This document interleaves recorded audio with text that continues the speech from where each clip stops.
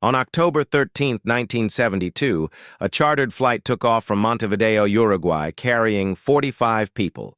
On board were the Old Christians Club rugby team, along with their friends and family, all heading to a match in Santiago, Chile. Laughter and songs filled the cabin as the young men, full of life, anticipated their game. None of them could have imagined that for many, these would be their last moments of joy.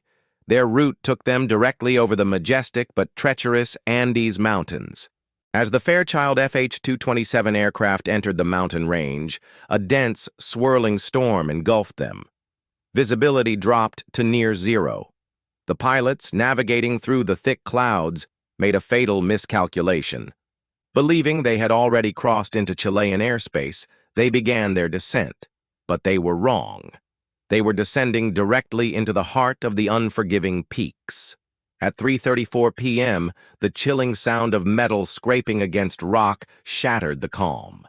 The plane's tail clipped a jagged ridge, followed moments later by the right wing, which tore off with a sickening screech. The fuselage, ripped open like a tin can, was sent hurtling through the air. For a few terrifying seconds, it bounced and skidded down a steep, snow-covered slope before finally coming to a violent halt in a remote, frozen valley. And then, an eerie, absolute silence fell over the mountains. The world, for a moment, seemed to hold its breath. What began as a celebratory trip had just spiraled into one of the most harrowing survival stories in modern history. This is the story of Flight 571, the miracle of the Andes. The first night was a descent into a frozen hell. Snow fell relentlessly, burying the landscape in a blanket of white. The mangled wreckage of the fuselage was their only shelter against the biting cold and whipping winds. 12 people had died on impact. The survivors, many with broken bones, severe injuries, and bleeding wounds, huddled together in the darkness, their screams and prayers echoing in the confined space. They used seat covers to wrap the bodies of their deceased friends, placing them outside in the snow, a grim task that marked the beginning of their nightmare. Clinging to a thread of hope, they believed rescue was imminent. Surely, someone was looking for them.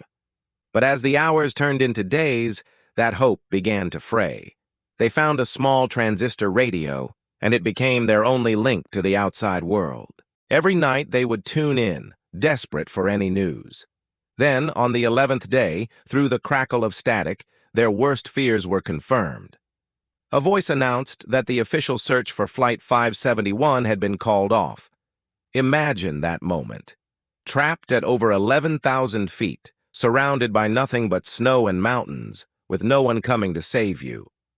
In that single, soul-crushing instant, they understood they were utterly alone. The world had given up on them.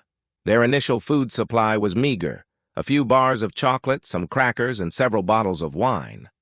They rationed it carefully, but it was gone within a week. Starvation began to set in, a slow, creeping shadow that gnawed at their bodies and minds. They learned to melt snow for drinking water using pieces of metal from the plane. But it wasn't enough. As their bodies weakened, they were forced to confront a choice so horrifying, so fundamentally against everything they had ever known, that it seemed impossible.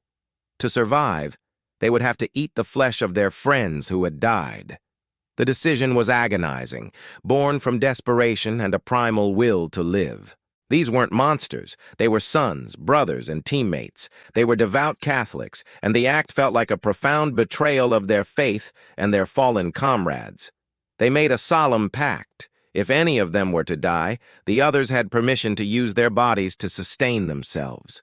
Each bite was a prayer for forgiveness, a grim sacrament in their fight for life. They begged God to understand that they weren't abandoning their humanity. They were desperately trying to hold on to it. Just when they thought their ordeal couldn't possibly get any worse, the mountain struck again. On the 17th night, as they slept fitfully inside the fuselage, a low rumble grew into a deafening roar. An avalanche cascaded down the slope, burying the wreckage completely under tons of heavy, wet snow. The darkness was absolute, the pressure immense. 8 more people died instantly, suffocated in their sleep. The remaining survivors, trapped in a tomb of snow and corpses, clawed and dug frantically, desperate for a pocket of air. It took them 3 days to dig a tunnel to the surface. When they finally broke through, they weren't just trapped in the mountains anymore. They felt trapped between life and death itself. Yet amid this unending white hell, something remarkable began to emerge. Faced with unimaginable loss, their bonds of friendship deepened into a true brotherhood.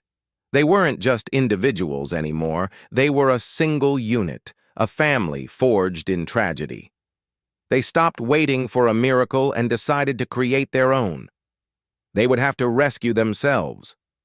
After 2 long months, with their numbers dwindling and their strength failing, 2 of the survivors, Nando Parado and Roberto Canessa, made a courageous, almost suicidal decision. They would walk out of the Andes. They had no map, no compass, and no proper mountaineering gear. Their plan was to head west, hoping to find Chile.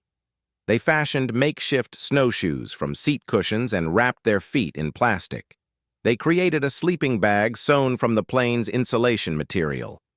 With a small supply of frozen flesh, they set out into the vast, unknown wilderness. Every step was an agony. The high altitude, the freezing temperatures, and the blinding sun took a brutal toll. For 10 excruciating days, they trekked across glaciers, climbed treacherous ridges, and navigated deep crevasses. At night, they huddled together for warmth, whispering prayers into the frozen air, pushing each other to keep going. Then, on the 10th day of their impossible journey, through weary, snow-blind eyes, they saw it. Across a roaring river, in a green valley below, was a figure. A man on horseback. It was Sergio Catalan, a Chilean shepherd. With the last of his strength, Nando Parado scribbled a note, wrapped it around a stone, and hurled it across the water. The shepherd unfolded the crumpled paper. It read, "I come from a plane that fell in the mountains. I am Uruguayan. We have been walking for 10 days. In the plane, there are still 14 injured people. We have no food. We are weak. When are you going to come and fetch us? Please, we can't even walk." Catalan immediately rode for help. 2 days later, on December 22nd, 2 helicopters appeared in the sky above the crash site. The 14 remaining survivors, now skeletal figures, stumbled out of the wreckage. They frantically waved pieces of metal and cloth, screaming with a mixture of disbelief and overwhelming joy. After 72 days of being trapped in the frozen heart of the Andes, rescue had finally come. The world was captivated by their story, hailing it as the miracle in the Andes. But when the full truth of their survival emerged, the pact they had made to eat the dead, public opinion shifted. Some praised their will to live, while others recoiled in horror and judgment. The survivors faced a barrage of questions, forced to defend the choices they made in a world most of us can never comprehend. When asked how he could justify their actions, Nando Parado responded with quiet dignity. "We were living in a different world, with no rules, no hope, no future. God made the decision, not us." The Catholic Church later absolved them, declaring that they had committed no sin. They had simply chosen life. In the frozen silence of the mountains, humanity was stripped to its very core. There were no heroes or villains, only people pushed to the absolute limit of endurance. The story of Flight 571 is more than a tale of survival. It's a profound testament to the power of love, faith, and the unbreakable bonds of brotherhood. It reminds us that courage isn't about the absence of fear, but about the will to keep going, for the sake of those you love and for those who can no longer go on. More than 50 years later, the snow may have covered the wreckage, but the story remains, a powerful lesson in what it truly means to be alive. Thank you so much for watching. If this story moved you, please consider liking this video and subscribing to our channel for more incredible stories of human resilience. We'll see you next time.